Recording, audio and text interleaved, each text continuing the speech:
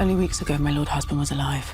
And the De realms- toute évidence, cet épisode 4 sera l'épisode de l'action pour ceux qui l'attendaient, à moins d'une grosse surprise, mais je pense que ça serait malvenu de la faire, cette surprise. Je pense que ça va être ça. Et alors, est-ce que ça va être un épisode vraiment très centré sur l'action, où 3/4 des passages, ça va être que de la bataille? Je mettrai pas trop ma main à couper non plus. En main à couper, ça va encore tourner autour du trou de balle, cette histoire. Mais je pense qu'il va y avoir de l'action. And the realm was at peace. You might be half the king your father was. Tread carefully. I'll watch. On va voir que Alicent versus Aegon, c'est maintenant. On va plus être trop dans les faux semblants. Je sens que la conversation entre Alicent et Rhaenyra aura permis aux deux personnages de prendre des positions diamétralement opposées. Rhaenyra, elle se dira « J'ai tout fait pour essayer d'arranger les choses. Je vois qu'au fond, Alicent, elle voudra arranger les choses, mais elle est plus maître de ce qui va se passer de son côté et c'est aller trop loin. Donc moi, je n'ai pas le choix que d'y aller à fond, quitte à diviser le royaume alors que mon père m'avait mis sur le trône pour l'inverse. » Et on sent que Alicent, elle peut pas redevenir en arrière, mais elle est plus dans le truc. Parce que comment elle parle à son fils, elle lui dit quoi clairement, il y a quelques mois, mon mari et ton père était sur le trône, c'était la paix. Quelques mois après, c'est la guerre. Si seulement tu pouvais être la moitié de ce qu'il était. Et là, Aegon, il lui dit « Hey, calme-toi ». Et elle lui dit « Sinon quoi ?» Et j'ai jamais vu ça. C'est une mère qui est insolente. Normalement, c'est le fils qui devrait être insolent. C'est la daronne qui est insolente. Mais pauvre Aegon, vraiment, personne ne le respecte, quoi. Même sa mère, elle sait qu'il peut rien faire. Vraiment, ça doit être difficile à vivre pour lui. My father believed that iron was meant to unite the realm. I needed to know. Il y a deux plans, c'est les plans de vision de Daemon. Je pense que c'est des visions de Daemon qui seraient du coup cohérentes avec les visions qu'on a eues dans le précédent épisode, dans l'épisode 3. Moi, je pense que c'est ça, parce qu'on voit Daemon qui s'avance vers le trône de fer, la salle est complètement vide. Ça, pour moi, c'est clairement une vision qui va mettre un peu en avant le côté « je veux absolument régner, je veux absolument être le roi ». Rhaenyra a vu juste, et peut-être qu'il va être dans un trip un peu, tu vois, la Gandalf le Blanc.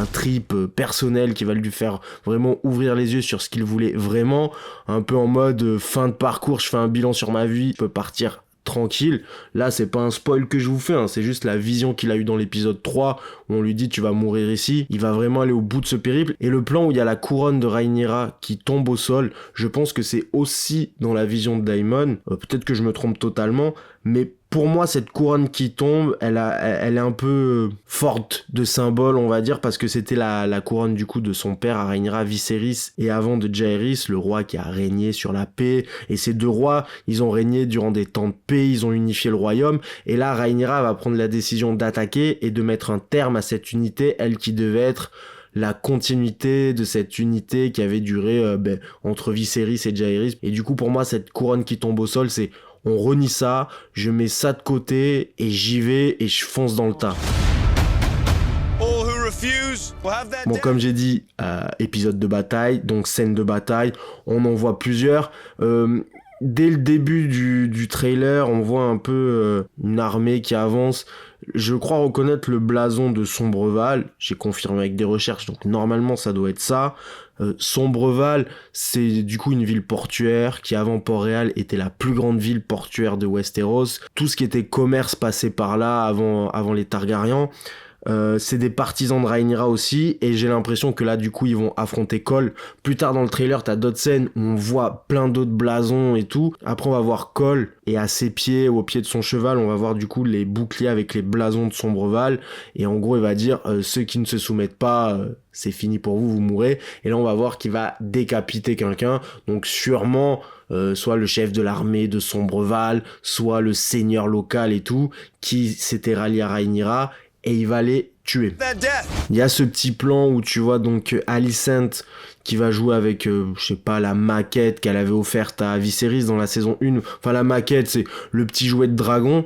Donc là, on va sentir Alicent, je pense, hein, de ce que je vois dans les images, c'est qu'un plan, j'extrapole un peu, mais Alicent qui va être peut-être dans la nostalgie en disant « Ah, j'ai trahi la parole de Viserys », parce que elle, si elle a soutenu Aegon, elle était sincère. On va pas revenir sur le fait que elle a compris un peu ce qu'elle voulait, c'était un peu facile. Autant pour le personnage que scénaristiquement parlant, c'était un peu facile, mais elle y croyait sincèrement. Je pense à Viserys qui dit que Aegon est le roi, et là elle se dit ah ouais, mais en fait, tu voulais pas que ça soit Aegon, je trahis ta parole, et t'avais raison, mon pauvre Viserys, et je suis peut-être un peu en train de détruire tout ce que t'as fait. C'était quelque chose qui était un peu abordé dans la saison 1, mais en rapide, c'est le réel amour ou la réelle affection, le réel respect que Alicent, elle avait pour Viserys malgré tout, et que Viserys lui rendait également, et c'est ce que Rhaenyra a dit aussi à la fin de l'épisode précédent. You're afraid, sir?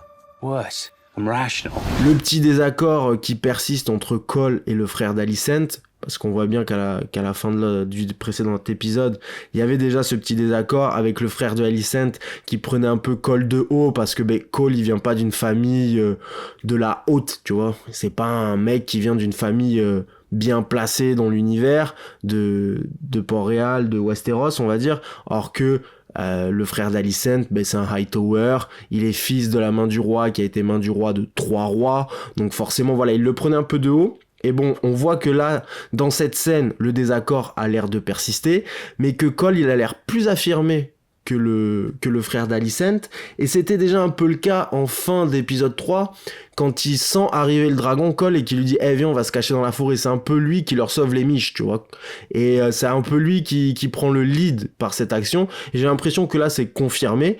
Bon, après Cole, il a l'air d'être un peu excessif dans ce qu'on nous laisse voir, et ce que j'ai aimé, c'est que ce que je constate surtout, c'est que le frère de Alicent, il regarde vers le haut, parce que Cole, il est sur son cheval en hauteur par rapport au frère d'Alicent, et du coup tu sens que peut-être le rapport de force s'est inversé, tu vois, c'est Cole vraiment qui prend le lead, ce qui est pas forcément rassurant, parce que je dis pas ça parce qu'il s'est rasé les cheveux, mais enfin il s'est coupé les cheveux extrêmement courts, mais le mec c'est une tête brûlée quoi.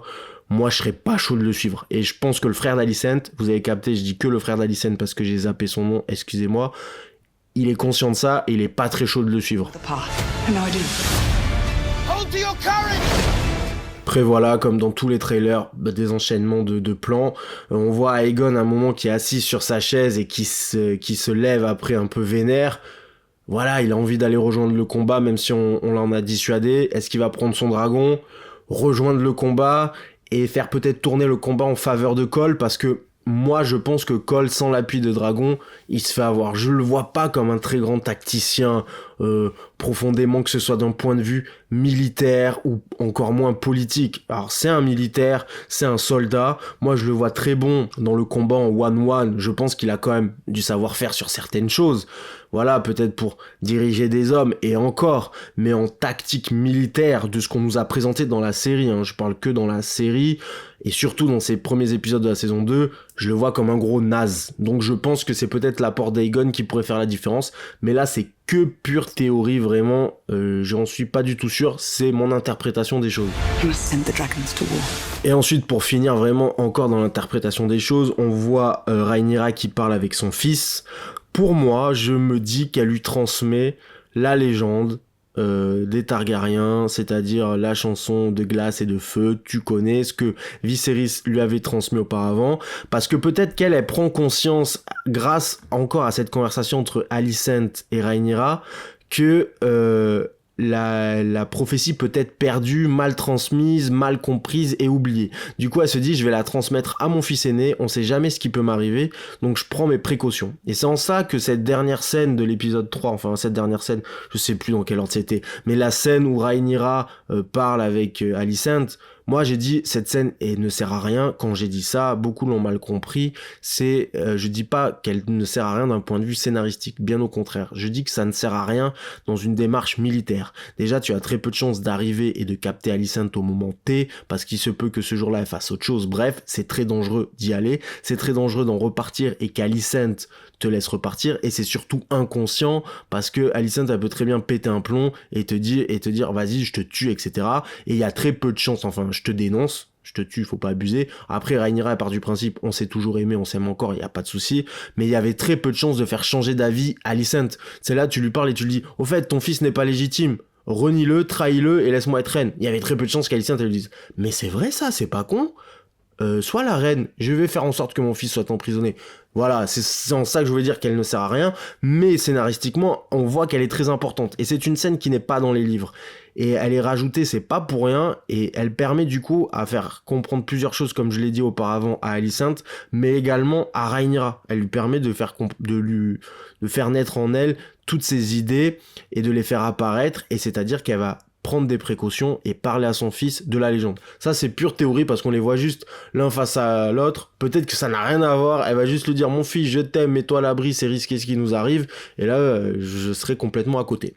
C'est tout ce que j'avais à dire. Je pense que c'est déjà pas mal pour un trailer qui dure même pas 1 minute.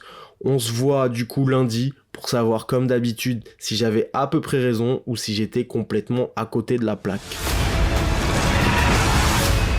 The horrors I have just loosed cannot be for a crown alone.